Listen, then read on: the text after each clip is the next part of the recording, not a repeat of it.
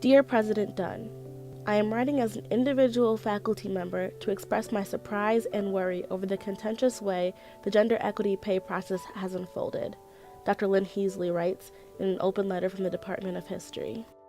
Last year, 493 faculty members participated in a campus-wide climate study at Western Michigan University. Among the results, information was released that faculty members in general feel unequal at the university. According to WMU transparency reports, on average, male faculty members earn a higher salary than females. Some male faculty members earn as much as 11% higher than their female counterparts. Gender unequal pay has significantly affected many faculty members at WMU, so much so that male and female faculty alike have been urging the university to change their pay policy. Associate professor in the Women and Gender Studies Department, member of the Women's Caucus in the College of Arts and Sciences, member of the AAUP, and political scientist Professor Ashlyn Kirsten has made gender discrimination part of her life's work due to how gender inequality has affected her. On a personal basis, the pay inequity that I've suffered has cost me about $150,000 over the course of my career. That would count contributions to my retirement and actual money in my pocket.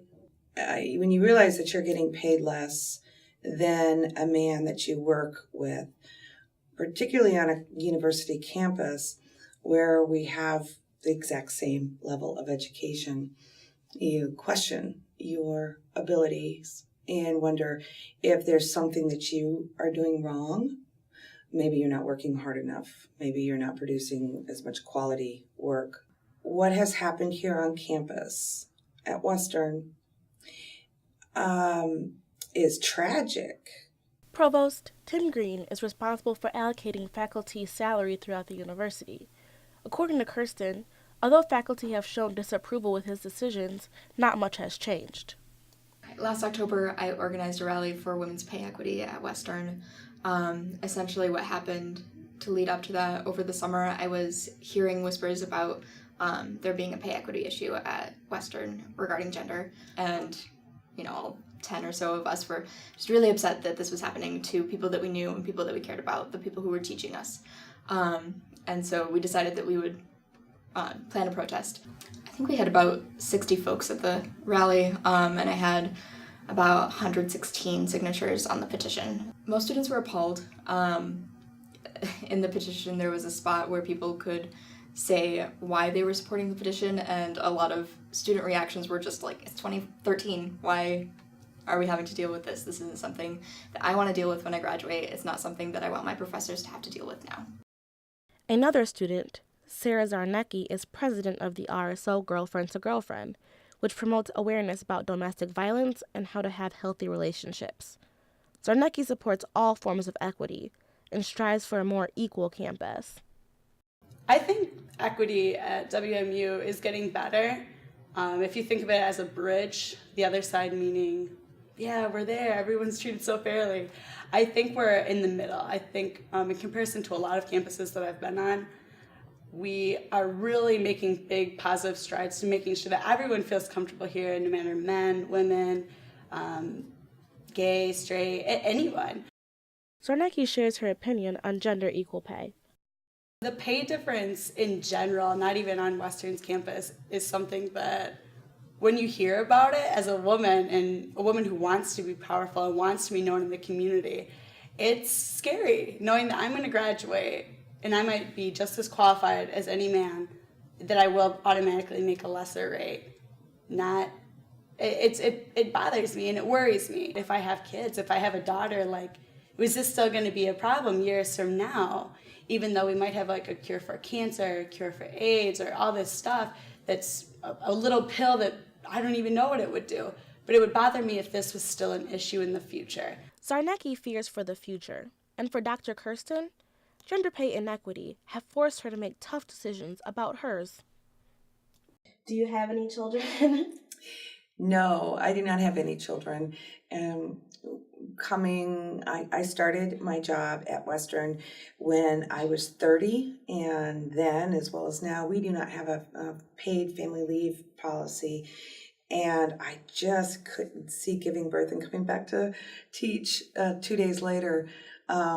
I really admire my colleagues who managed to do that, but I couldn't do that. I wish that I could have made a decision about children that was not based on economics, but I did not have that luxury.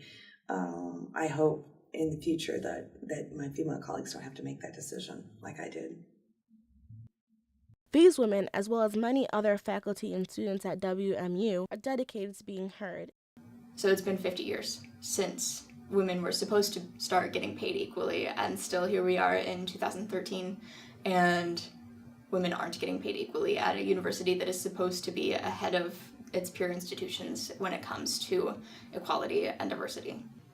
I think WMU, the smartest thing that they can do is be ahead of the curve. What they really should do is they should start taking a look at how they can change it, how they can make equality, especially gender equality within the pay system. They need to make steps to make sure that they are doing what they're doing to look good.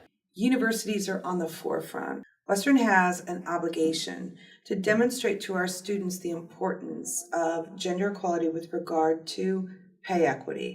The history department at WMU, as well as the AAUP, have written letters to the university showing disapproval for the way pay equity has been handled and demand change. Executive Director of University Relations, Cheryl Rowland, speaks on behalf of the university. Those faculty members' letter was read. Just nobody was responded to because there wasn't an individual who was the point person to be the recipient of any kind of feedback or response on that. So, and I'm not sure that there was really a call for a specific action to be taken. I believe they were voicing their disapproval for the whole process, and they were basically saying, we want to say that we're upset about this. In later follow-up, Rowland explained that there are multiple reasons for different pay, including rank and service time. She also mentioned that Provost Green recently adjusted faculty pay to improve equity. The adjustments totaled $500,000, with 85 women getting as much as $14,000 in raises, and 26 men receiving up to $8,000. Faculty members continue to strive for equal pay throughout the entire university. Professor Kirsten discusses the next steps that they have in order to make this a reality.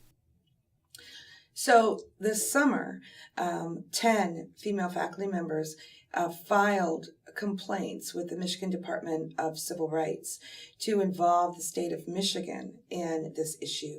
Dr. Kirsten is highly confident that she will have success in winning her case.